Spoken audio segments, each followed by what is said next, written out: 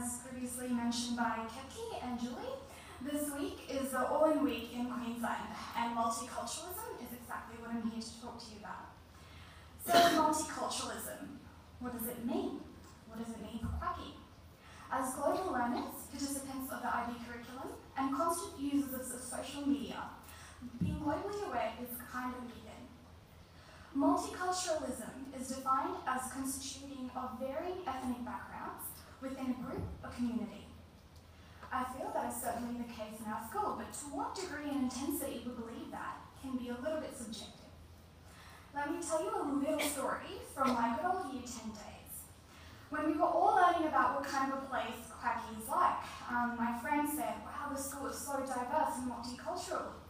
Strangely enough, I was thinking the exact opposite thing, like, wow, great, white people, and 5 brown people. But I didn't quite voice that thought. I was so wrong at that time. As a person who advocates against the judgment of races, I did the exact same thing. As I became less ignorant, I learned that even though a person is white, they can be, for example, half English, a quarter French, 1/8 German, 1/8 Italian. And that is what I love about Australia and this school in particular. It is one of the very few places where there are so many different types of cultures and people, and they can all mix well together. So what does an ideal Australian look like? If you think of a fair-skinned person, you're correct. If you think of a dark-skinned person, you're also correct. If you think it's someone of an Asian descent, you're still correct.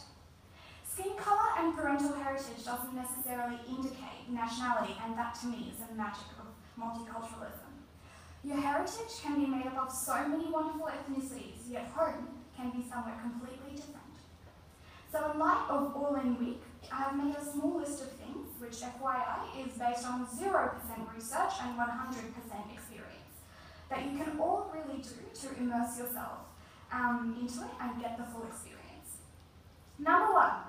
If a person looks like or speaks like they're from a cool ethnicity and you really want to know what that is, please don't ask where are you from. Instead phrase it as, what is your ethnicity? Or what is your family background or heritage? Number 2, if you do make that mistake and he or she replies Australian, don't be shocked. Please don't make the greater mistake of asking, but no, where are you really from? Just because a person doesn't look Australian doesn't mean they aren't Australian. And just because a person does look Australian, it doesn't mean they are Australian.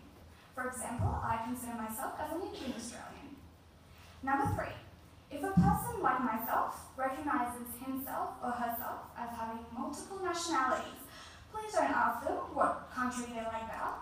It's like asking if you like pizza or chocolate better. You can't choose one because both of them form your existence. Number 4, learn how to say a person's name correctly. It doesn't have to be the full name, the preferred name will do just fine. Just like being called Williamson instead of Williams can get a tad irksome, constantly mispronouncing a person's very basic form of identity can get a tad irksome. For example, it's Savni instead of Savni, it's Panagiris instead of Panagiris, Imura instead of Imura, and Manasi instead of Manasi. Lastly, to finish up, number 5, I was watching an interesting TED talk by a guy called Pico Iyer. In that, he discussed how where I come from is one of the most redundant questions, as there has been a lot of amalgamation of cultures over the years. While it is important, the more vital question is, where are you going to go next? Like they say, you learn from the past to affect your future. Similarly, you learn from your heritage and apply it to where you're planning to go.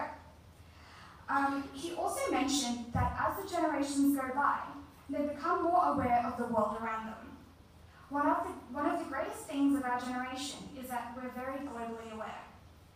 Out of all the racism that I have faced before, none of it has actually come from people my age. We don't differentiate people because they're of a different nationality or race. We accept the differences and we move on. So if you disregard everything that I've said previously and take away only one thing, take away the one thing that we've always been good at, being global.